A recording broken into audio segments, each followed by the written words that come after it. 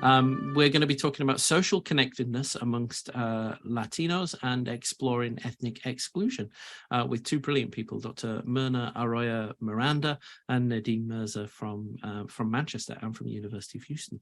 But before we do that, I'm just going to play you a short video and remind you that today is all about not only sharing research, but raising money for some brilliant charities. I've had a quick look at the fundraising total. We're going to fall way short of what I optimistically hoped we'd raise today. But honestly, every penny counts, no matter how much you can give. Everything will go a long way to support our four brilliant charities: Alzheimer's Research UK, Alzheimer's Society, Race Against Dementia, and the Lewy Body Society, who do brilliant, make your money go so far and do such brilliant things to fund the research that we're going to be talking about for the rest of the day and have been for the last 12, nearly 11, 10 hours. I don't know, I'm losing the plot now. We'll be back in a minute's time, and we'll see you shortly.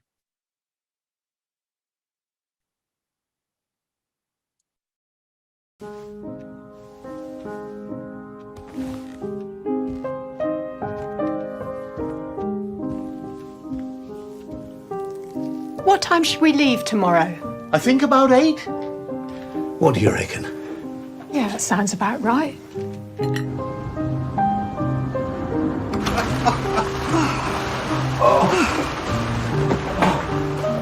What time should we leave tomorrow? I told you, 8.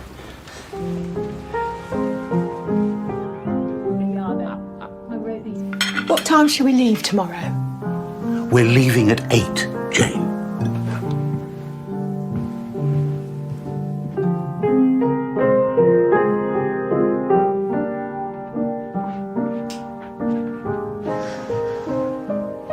What time should we leave tomorrow?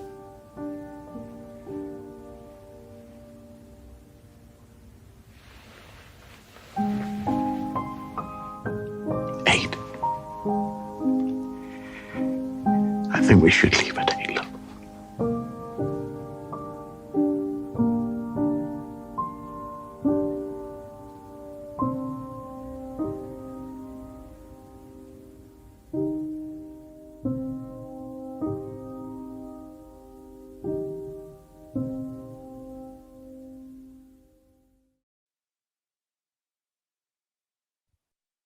So that's a good reminder there to, if you're going to go home this Christmas and you're going to see an elderly relative or somebody you don't see very often, and you notice signs of change in them from when you lost them, do consider encouraging them to go see a healthcare professional. There's so much we can do now, as you've heard from the researchers we've been joined by across the day. And if you want more information on dementia, you'll find that on the websites of the charities that we're working with. You'll find more on Alzheimer's Research UK.org, alzheimers.org.uk and lewybody.org, who all have information about very specific types of dementia, and of course Race Against Dementia, raceagainstdementia.com as well, about their work. So please do go and have a look at their websites, and do consider giving whatever you can afford to give. It's chatathon.uk/donate. Okay, we're going into the next session now. And I'm going to be joined by, and we'll get the right caption, I'm joined by Mirna Arroyo-Miranda and Nadine Mirza. Come on, turn your cameras on, get ready. There we go. Hey, thank you very much, both of you, for joining us. Friday night as well. You've given up your Friday nights to join me. It's not nighttime where you are, though, Miranda. Where are you in the world? Introduce yourself for us. Well, hi, everybody. My name is Mirna Arroyo. I'm a postdoc fellow. Yeah, it's my second last name. I am a postdoc fellow at the University of Houston Department of Psychology, doing basically epidemiology of dementia in a cultural context. And I'm in Houston right now. I'm originally from Puerto Rico. So hola a todos los que hablan español, así que but I'm living currently in Houston. So it's 1:30 in a cloudy Houston day today. I can guarantee it's dark and slightly drizzly in Oxford, where I am. I don't know if it is where you are, Nadine. You're in Manchester. I mean, of course it's drizzly in Manchester. We live in the rain. Did you want to introduce yourself? Hi, everyone. So I'm Nadine. I am actually a PhD student at the University of Manchester, and I'm also a research associate. And the bulk of the work that I'm doing is around ethnic minorities' access to memory clinics, so where they're going to get a diagnosis of dementia and the entire process they go through to get that diagnosis, and what kind of barriers exist for ethnic minorities. Great. So we'll come back to you to talk about your research. I'm going to go to Mirna first. Tell us about your work. You're an epidemiologist. Yes, I am. But I work in a neuropsychology lab, and my area of work is in social isolation and cognitive performance in Hispanics and Latinos. And I'm also part of the engaging communities of Hispanics and Latinos in aging research, where we have been developing new strategies to include the increased participation of Latinos in aging research by building trust with our communities. So we have very interesting programs in terms of where we're going with our community, Houston community here. So thinking specifically then, you mentioned in your bio, you talk about social connectedness. So is this trying to explore how people continue to remain connected with the communities post-diagnosis, or as symptoms start to begin, or is this different? Have I got the wrong end of the stick? Well, basically, the research that I have done so far has been in cognitively typical older adults. So it's people who do not have dementia of any kind. However, one thing that we've looked into is how do the lack of social connectedness, of the absence of relationships, friends, siblings, children, spouse, affect in their cognitive performance. I see. And so, and do you, I mean, is there some correlation between that? Are you finding that the people who have, say, lots of families around them, lots of family members around them, are well connected with the communities compared to those that are more withdrawn? Is there a difference? Is this something you do? How do you measure that? Okay, so basically what we did was analyze a data set of people who are participating in two larger studies. And we looked at covariates that are related to lack of social connectedness. For example, in one of them, we looked at the objective measures of social connectedness, such as, how many, if they have family, such as siblings or a spouse. We looked at if they had children, where they lived, if they have different, settings in terms of the residence of the participant. And we analyzed. We created a composite score. The information was already in the data set, so we're working with secondary data. I love secondary data. Anybody who makes use of secondary data it's so great. So basically, what we did was look at these cognitively typical adults and look into whether they were tested. They had neurocognitive testing, and we created a composite score of all of the tests of our participants, and we looked at through linear regression. Linear regression models. We looked at the relationship between the lack of those relationships, or the presence or absence of those relationships, and the cognitive performance in those neuropsych tests. So and we compared the groups between the Latinos, which were mostly Mexican Americans, and non-Latino whites.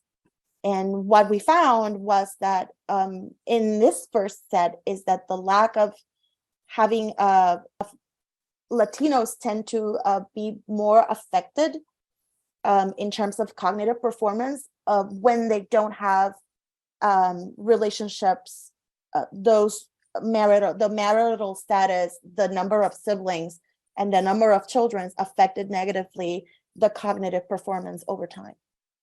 Wow. This is a cross-sectional study, so basically it's like a cut in time. So, and that gives you, I'm guessing, as a preliminary kind of the evidence you need then to go talk to research funders and others to kind of to delve further into that, to create your own data to really get behind what's going on there. Well, the other study basically was the same. We repeated the same methodology, but we looked at it from a different perspective. So we're looking into subjective perception of social isolation, which is what we define as loneliness. It's not just the quantity, but how the person defines being lonely. Since there are so many factors that affect how people perceive social isolation, we looked at all of these factors together, and we found that following the same methodology in terms of creating a composite score, what we did was create an omnibus model supported by the literature, and looked at the difference between the factors that affected Latinos and non-Latinos in this study. And we found that Latinos have a greater effect in their cognitive performance in terms of memory, language, and verbal fluency than non-Latinos with fewer social isolation covariates. So let me just get this right then. So when you look at Latino populations and look at those kind of the people who don't have those systems around them, that kind of social connectedness, and you do exactly the same thing in, say, Caucasian population, you find it's the Latino population suffers worse because of that. Correct. And it's not, I mean, how far does that go to look at other things? Because of course we know that Latino populations will also have might have other differences in their lifestyles or different kind of diets or work or other things that we know can affect cognition. Does it account for that as well, or might there be those factors too? Well, I mean, what I mean is we can't credit this entirely down to their social connectedness. There could be other things at play. Absolutely. One thing that we think that the literature for everybody stress lack of social connectedness might lead to stress and other pathways that a lot of literature has talked about this in like all of everybody. But what we looked at, and this is the big thing about this work, is that normally the papers that are out there, the research that is being done out there, participation of Latinos in research is very low. So with these two secondary data sets, we had a really big percentage of Latino representation. So we were looking, when we started looking at these issues and comparing Latinos versus non-Latinos, we were able to see, large effects, in terms and statistically significant effects in differences in both groups. One thing that we hypothesize in terms of why Latinos get more affected, besides diet and obviously all of those other things, is that because of cultural values, we are more inclined to look for our family. Hold on, let me get this out. We are more inclined to look for family as our first source of connectedness. And when we don't have that, Latinos tend to be like more gregarious. There's a lot of cultural values that are related to our need for social connection. So when we don't have those social connections, we Latinos, and I don't want to generalize, but the data suggests that Latinos get more affected, both in terms of quantity of relationships, and also the quality of those relationships. So those mechanisms that are stress related and personality related and tend to like heighten. Yeah. But unfortunately, we don't have any certainty about this because there is not enough research being done with Latinos in that sense. So, but, I mean, it's great that this is coming up. I know Alzheimer's Association have been brilliant at drilling into this and highlighting that there's not enough research in these particular populations of people or in specific areas, and then targeting research funding and encouraging more people to work in that area. And that goes way back, doesn't it? Because I'm going to come to you in a second, Nadine, because we're going to talk about why certain people are excluded from research. And because I work with early career researchers and careers and things, one of the things that we highlight there is one of the problems is that you need researchers from those backgrounds to be interested in those topics. And also as well, people are more likely to come forward to participate in research when the researchers look like them. And so in getting more early career researchers from different backgrounds to take an interest in this and to be funded is so important as well. So it's careers, it kind of connects through, and you can bring all these things together. Nadine, why don't you tell us about your work? So just elaborating on that, by the way, there's so much from Mirna that I've just resonated. I knew you were going to be getting excited about it. Mirna, if you can invite Nadine to come along, she's already there. Because everything you're saying is, resonating and translating to the population that I've worked with most here, which is the British South Asian population.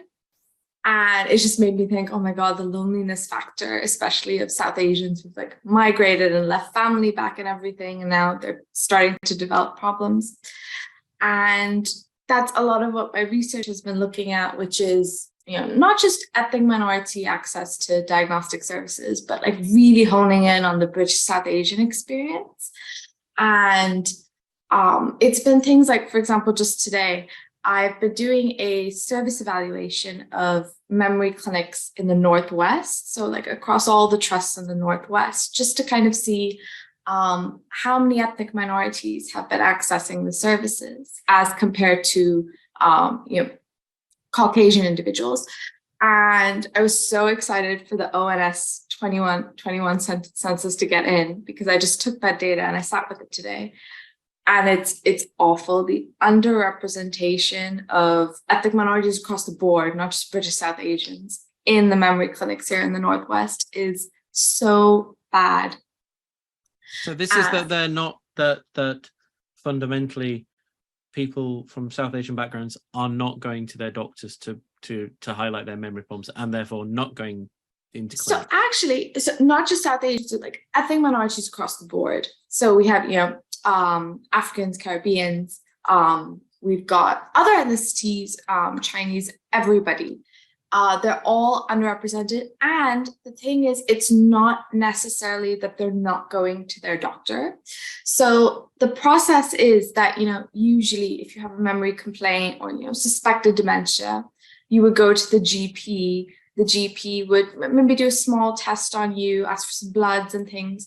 And if the GP thinks, oh, this could be dementia, they'll send you to the memory clinic where you get that specialized diagnostic process. Now, a lot of the time, past research has said, ethnic minority communities, they're reluctant to approach for help in the first place. They approach when the condition is far too severe and things like that. And that is an issue. There is a lack of awareness and stuff like that in the communities. They're fearful of outsider involvement. There's those heavy family ties, but there are systematic issues as well. So primary care referrers don't necessarily want to send lots of people over to the memory clinics. And we see this with ethnic minorities. Those initial tests that the GPs might use aren't very well suited for ethnic minority groups because they don't match language and cultural contexts. So it's not going to pick up on cognitive problems as well as it would for someone who the test is designed for, which is usually English-speaking white people. We talked about the sensitivity of adapting cognitive tests for different people. That came from my guest Zara from Australia earlier on in the day, was talking about how they did that in Australia as well. And do you find that as well in Latino population? I mean, are the tests just they're wrong? I mean, they're just culturally inappropriate in the first place. Absolutely. It's funny that you mentioned that, because we are about to start a study on trying to normalize the testing, cognitive testing for Latinos, because most of the tests are done even when they are in Spanish, which is a primary language, the participants' primary language. They might be Spanish, Spanish, not necessarily Latino Spanish. And it's funny because they put people in a Hispanic umbrella, the umbrella of, Hispanic or Asian. And the language, the nuances of the language are so different that, for example, something that in Puerto Rico may mean something, for a Mexican or a Central American, even though we speak the same language, can mean a completely different thing. So these things make a huge difference when it comes to evaluating the test results. So they contribute not only in the first place to people not going, but then not even necessarily getting the right outcome. Correct. Anyway. Also, there's a lot of stigma, especially in Latino communities. I don't know about the Asian community, but there's a lot of stigma in terms of what Alzheimer is all about. We've had our participants talk about the person with cognitive dysfunction as el loco de la familia, the crazy one in the family, or they think that the having cognitive dysfunction is normal in older age. So the family dismisses a lot of, and I'm glad that Nadine brought this topic, because there are a lot of issues in terms of denial to get help for dementia. Has a lot to do with that stigma or that normalization of cognitive dysfunction in our communities. I feel slightly unfair giving you this question because we started late as well, and the next people are arriving, and it's a big question. It's a big question, but if you could keep your answers fairly concise, I think that would be useful. So, kind of, what policies would you like to see change to improve dementia support in the people that you are, that you're researching? What's the underlying? Tell me, kind of three things that policymakers could do to improve it. I'm going to go to you first, Nadine, for the people that you work with. Oh my God, that is a tough question. I know, I'm sorry. I guess on the clinical front, we do need to work on, when a diagnosis happens, for example, people that I've spoken to who've gone through the process from South Asian communities say that, they're given lots of leaflets and papers and they get like a few minutes with the doctor, but nowhere near the amount they need, not just for the more time, more face time with the clinicians more face time for the caregivers as well. They need that face time to ask all their questions, and they need that reassurance. A big fear is that if I find out I have dementia, I'm going to be taken away from my family, I'm going to be put in a care home against my will. Social services is going to come and completely just erode that family structure. This needs to be dismantled.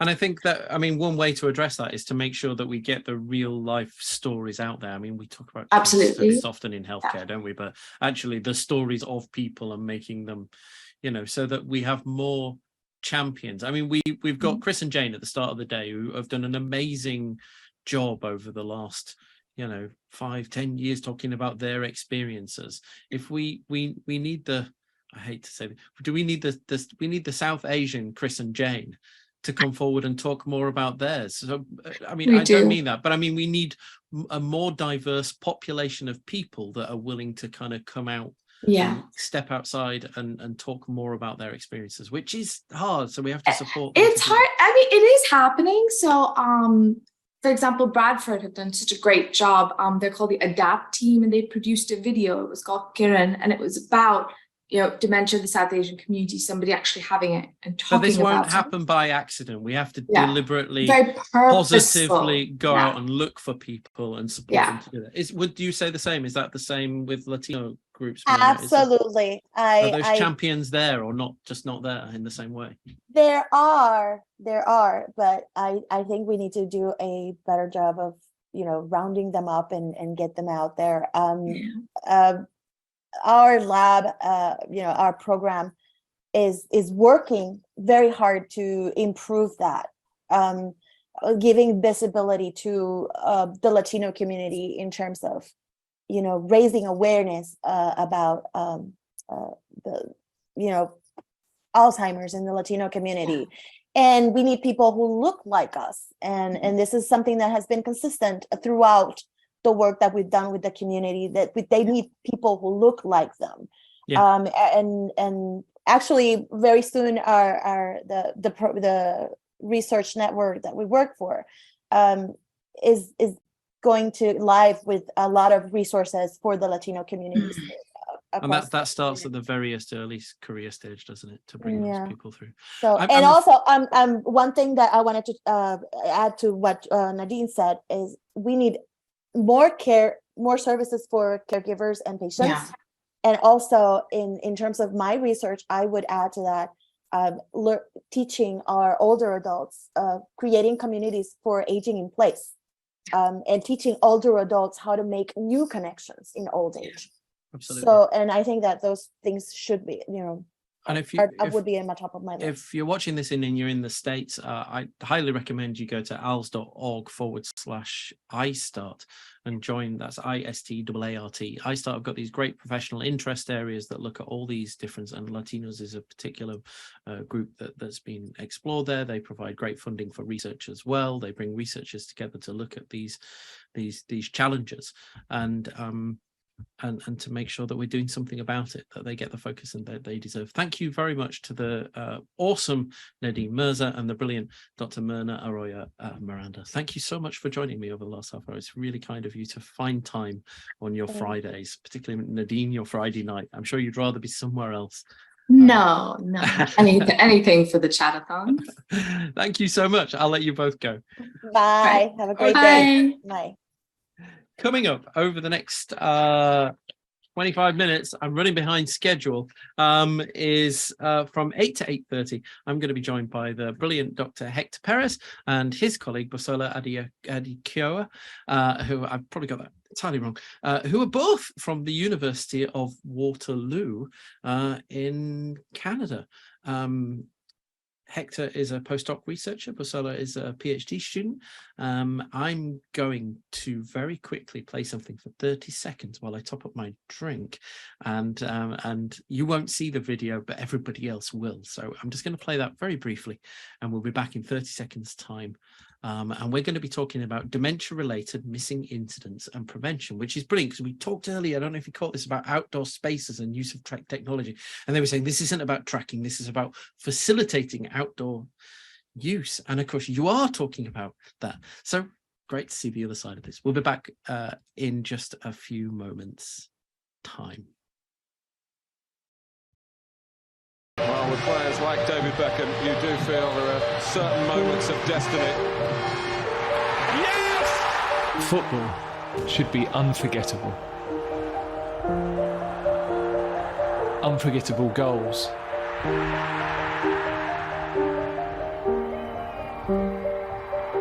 Unforgettable saves. Unforgettable moments. Unfortunately, some people will forget. Fans like Steve and Sheila and Tommy.